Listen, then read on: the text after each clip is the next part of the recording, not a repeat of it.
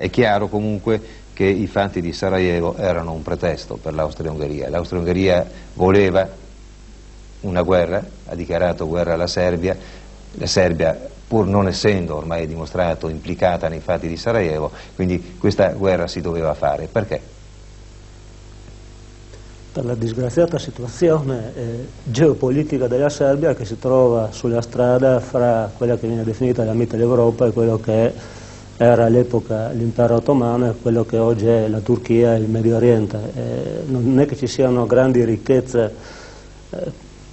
minerarie o di altro tipo nei Balcani, ma è una via di passaggio tra due aree strategiche e i serbi non erano intenzionati a soggiacere a queste spinte, possiamo definire tranquillamente espansionistiche, della Germania e dell'Austria-Ungheria. Questo è il primo elemento. Secondariamente ci sono tutte le grosse questioni legate alle problematiche nazionali nei Balcani e agli esiti recentissimi dal punto di vista serbo, ma anche degli altri popoli balcanici, delle due guerre balcaniche, la dimostrazione che era possibile battere in campo aperto i turchi, la possibilità quindi di aspirare a risolvere questioni di lunghissima durata. D'altra parte non è possibile nemmeno dimenticare un altro elemento fondamentale probabilmente, cioè l'insorgenza all'interno di un impero ormai in crisi, di un'ala militaristica rappresentata da Konrad von Etzendorf e da alcune soluzioni politiche interne di riequilibrio tra le varie componenti dell'impero austro-ungarico che non avevano trovato ancora un esatto bilanciamento tra la componente ungherese, quella slava e quella tedesca. La guerra poteva dare, una guerra vittoriosa, poteva risolvere tante cose, perché non possiamo non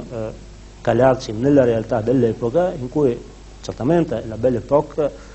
rappresentava l'aspirazione verso la pace, ma non possiamo nemmeno dimenticare che all'epoca gli uomini, anche gli uomini di Stato, vestivano prevalentemente le divise, perché la funzione militare era altamente prestigiosa e il mondo di ieri non era ancora del tutto tramontato, quindi il successo militare veniva visto con occhi diversi da quelli odierni, non un atto di violenza, ma probabilmente l'apoteosi della funzione dello Stato, è un elemento di consolidamento di un impero multietnico che aveva, sì certo la gente stava assieme, non si ammazzava per le strade, ma non tutti erano esattamente felici di stare in quell'impero e quindi molti desideravano liberarsi. Professor Sema. Sì, vanno fatte alcune precisazioni. Nel 1917, tra la 10ª e l'11ª battaglia, venne dato incarico a due specialisti dichiaratamente meridionali, in particolare siciliani, Giulio Antonio Borgese e Paternò, di sviluppare un'azione investigativa, nel vero termine della parola, per capire chi fossero i membri del comitato jugoslavo. Perché? Perché il primo problema era stabilire se questi erano operatori pagati dalle potenze centrali o se erano forze genuine, e poi per capire di cosa effettivamente si trattava. E questo è indicativo, cioè una cosa è la dimensione politica, e cioè bastava leggere, molti studi sono stati fatti da questo punto di vista, bastava leggere il Corriere della Sera e la stampa italiana per rendersi conto che in parte c'era questa una posizione ambigua nei confronti di questa realtà che andava a definirsi nei Balcani, però poi tra la pubblicistica e quella che era la realtà operativa degli Stati Maggiori c'era uno scarto formidabile, e lo scarto formidabile dipendeva dal fatto di non sapere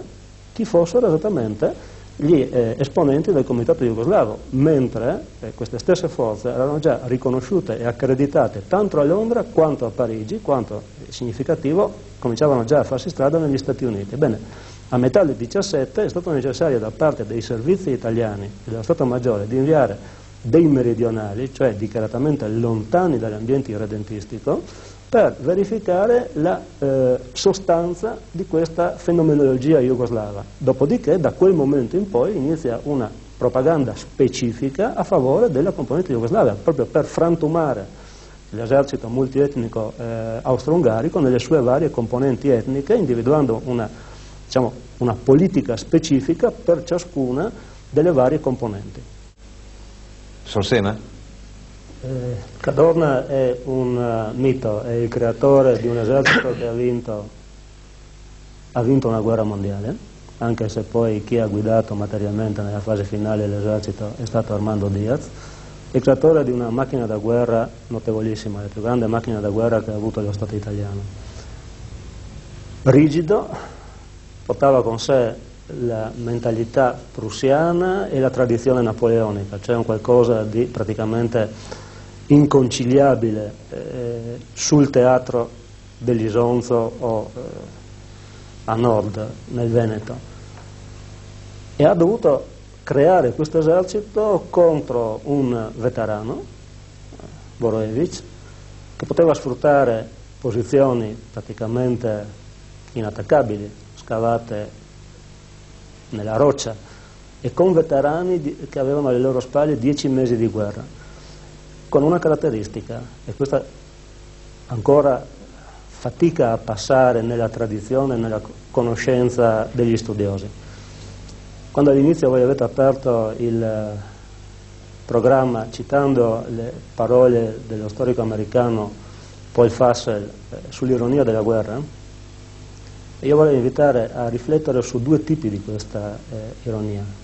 Fussell citava come fatto estremamente ironico l'esperienza di un ufficiale britannico che combatteva al mattino sul fronte anglo-franco-tedesco, poi passava alla Manica e al pomeriggio verso sera andava a bere whisky nel pub. Ebbene, sul fronte dell'Isonzo un fante sardo per fare la stessa cosa doveva mettere da 3 a 5 giorni, però un fante sloveno che stava su San Michele in 2 ore era a casa sua. Allora lì non è più questione di ironia, lì è stata una guerra anche nazionale, anche etnica, che non è stata capita da parte italiana, mentre è stata capita benissimo fin dall'inizio da Borojevic e dai suoi uomini. È famosa l'esperienza di un comandante che si era fatto le ossa nei combattimenti contro i bosniaci, i serbo-bosniaci, e che poi era venuto dislocato attorno a Gorizia,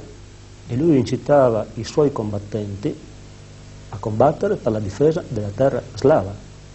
quando dall'altra parte c'erano i combattenti italiani, per la gran parte contadini, che sì, sarebbero anche stati disponibili a combattere per conquistare dell'altra terra, ma un contadino che vada a conquistare dei sassi non riesce a capire perché lo fa, e Trieste non l'aveva mai vista.